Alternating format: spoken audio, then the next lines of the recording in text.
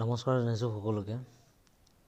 আপোনালোকে জানে আজি NSDLৰ ডাবল বেঞ্চৰ যি ৰূপম ৰয়ৰ যিটো শুনানি আছিলে গুৱাহাটী হাইকোৰ্টত, আজি সেই শুনানিৰ তাৰিখ আছিলে। আমি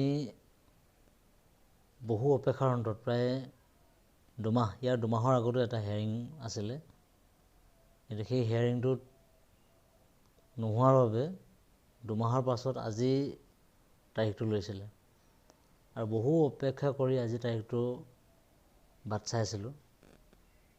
কিন্তু অতি দুৰ্ভাগ্য কথা,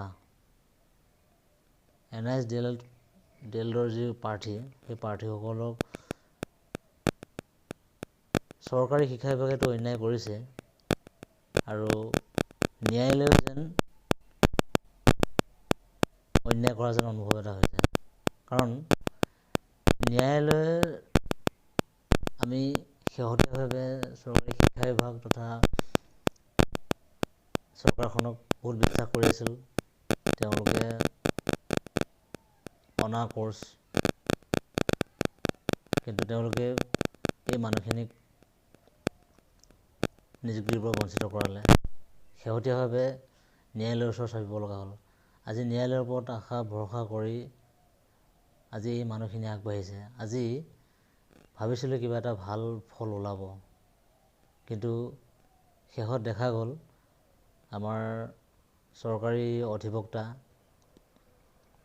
মাননীয় দেৱজিৎ শইকীয়া ডাঙৰীয়াই তেখেত বিশেষ কাৰণত দিল্লী যাব লগা হোৱাত 4 বজাত ফ্লাইটত যাব লাগে, সেয়ে তেখেতে এডজৰ্ণমেণ্ট বিচাৰিলে বুলি গম পালোঁ।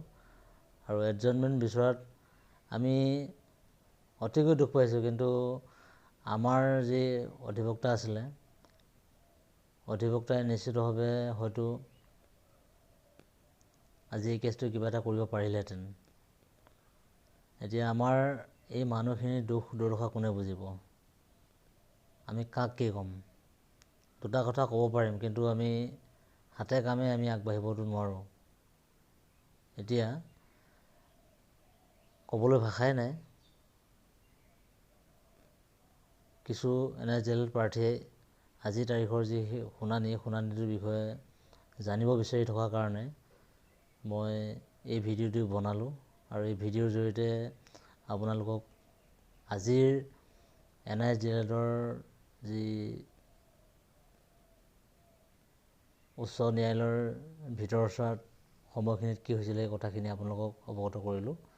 আজি শুনানিটো নহ'ল আৰু আজি শুনানিৰ তাৰিখটো অহা 24 ফেব্ৰুৱাৰী তাৰিখলৈ পিছুৱাই লোৱা হ'ল। কাৰণ আপোনালোকে জানে, যিহেতুকে ইলেকশ্যনৰ দিনো চমু চাপিছে, ফেব্ৰুৱাৰী লাষ্টত হয়তো শেহতীয়াকৈ অধিসূচনাও জাৰি হ'ব।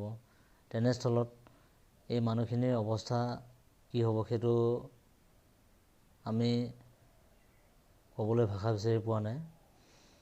যেন এটা কথা মনলৈ আহে, এই মানুহখিনিৰ কথাখিনি যদি ন্যায়ালয়ে ভাবিলেহেঁতেন, যদি এডভকেটসকলে ভাবিলেহেঁতেন, বা চৰকাৰী অধিবক্তাই যদি অলপ মানৱীয় দৃষ্টিভংগীৰে যদি অলপ চালেহেঁতেন, বা শিক্ষা বিভাগেও যদি এই মানুহখিনিৰ কথাটো ভাবিলেহেঁতেন, কি ক'ম, মানৱীয়তা বোলা বস্তুটো যেন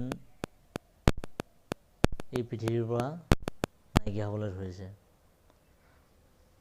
আজিকালি মানুহবিলাকে মানুহক কষ্ট দি মানুহৰ দুখৰ সময়ত ৰং চাই ভাল পায়।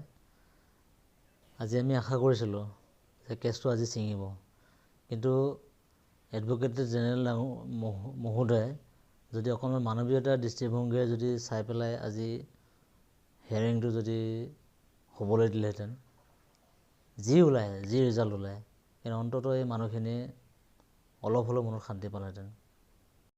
ক্ষমতাত থাকিলে মানুহবিলাকে আৰু পদত থাকিলে মানুহবিলাকে খালি কেৱল মাত্ৰ নিজৰ কথাটো চিন্তা কৰে, সমাজৰ কথা, উপকাৰৰ কথা কিন্তু চিন্তা নকৰে।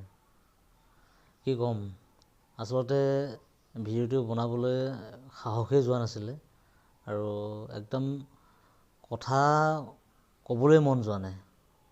তথাপিতো আপোনালোকক